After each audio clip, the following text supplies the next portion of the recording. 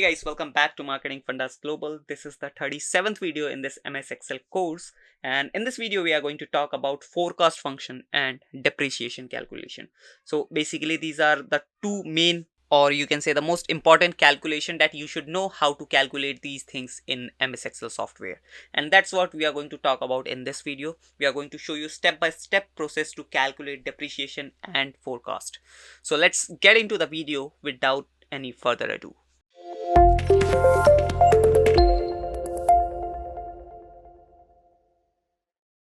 So guys, as you can see, there's a company called L&T, Larsen and Toubro, right?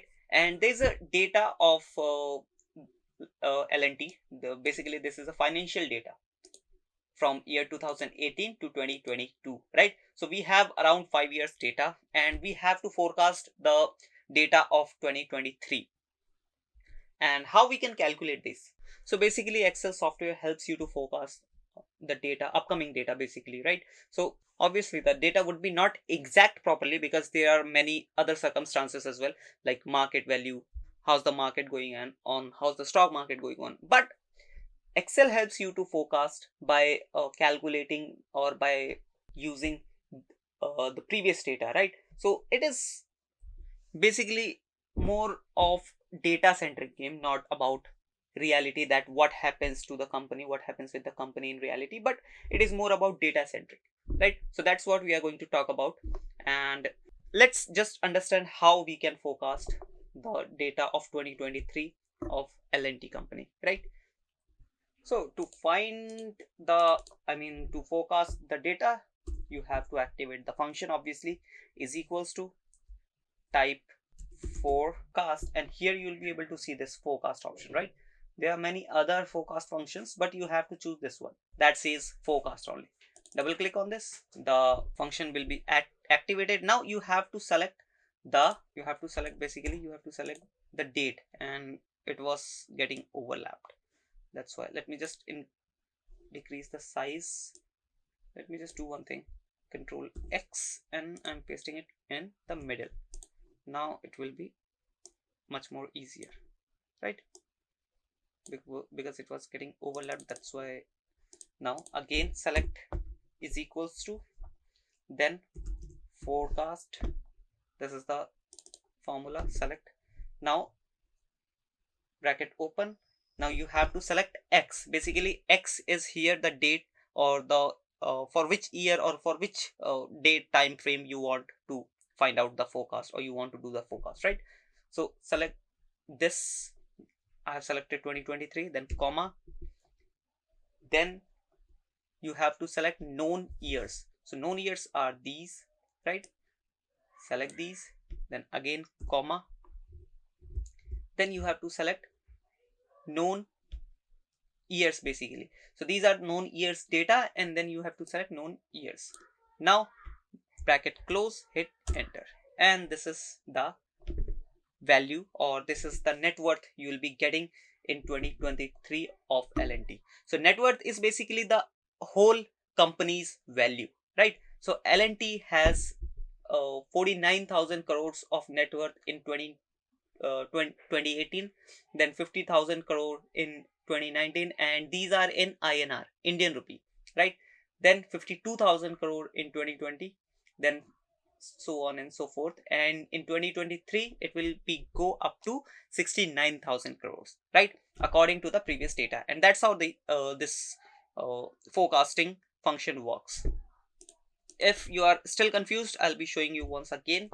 Is equals to, then forecast function, obviously select the forecast function, then select the date for which you want to find out the data, then you have to select the current assets, basically the known years data, right? Then comma, then select known years, right? Bracket close, hit enter, and this will be the current assets value, right? So these are the assets that company holds, assets value basically. So the company has around 80,000 crore rupees assets right now. Not right now, they had in 2018, but right now they have around 1,13,000.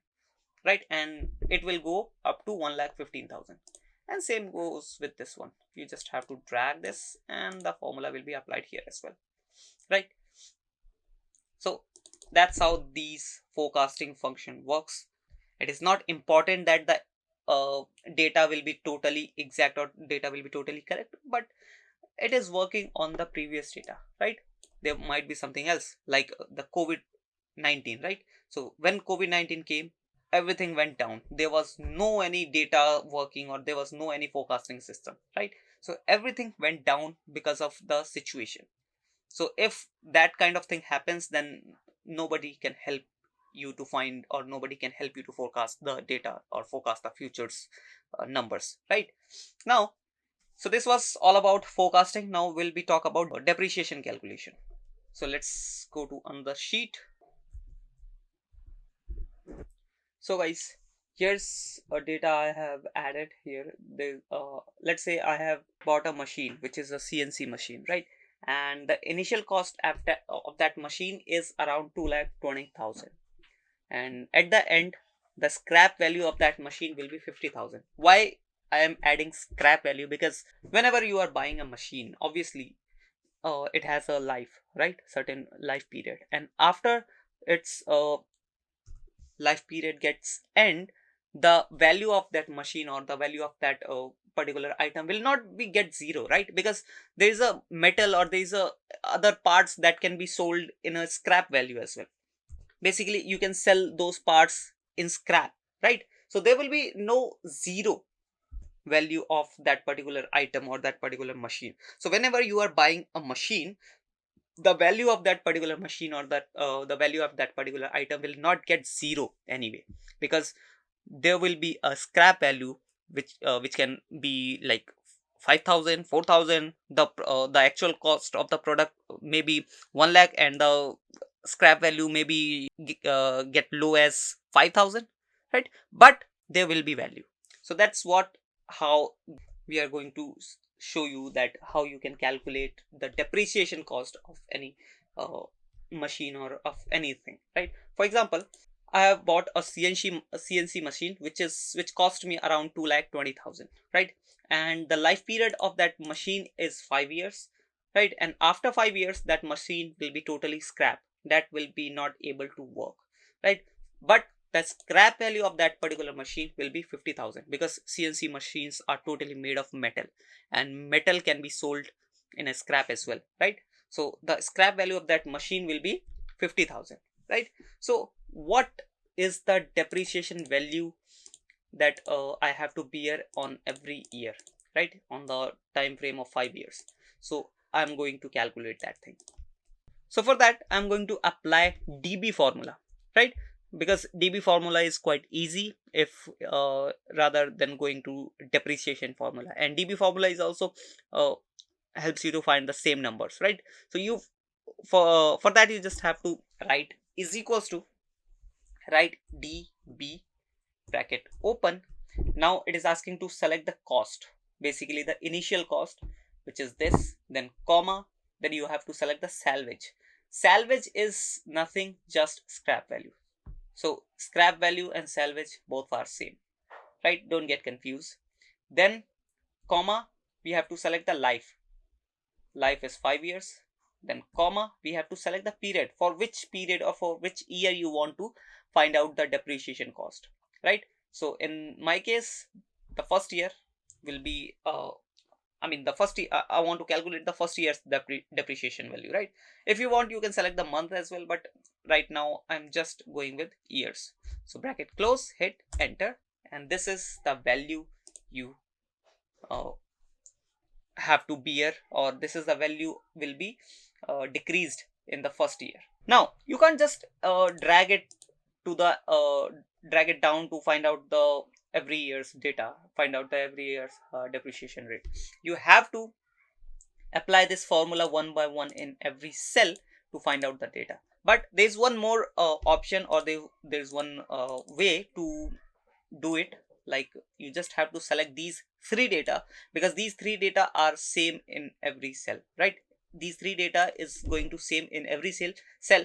So we can just do one thing, we can select these 3 data and press F4, and the dollar sign will be applied in every data's, right here you can see the dollar sign with every data. Right now the it denotes that the data is got fixed. Now it will not get changed when you drag it down. Right now hit enter and just select it and drag it to all the way down, and as you can see the formula has applied into all the cells. But if you drag it down without applying the dollar sign, then it will get messed up. You'll get errors, nothing else.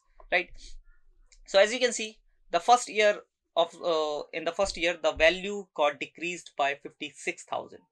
Then in the second year the value decreased 41,000. Then in third year the value decreased 31, then 23, then 17,000.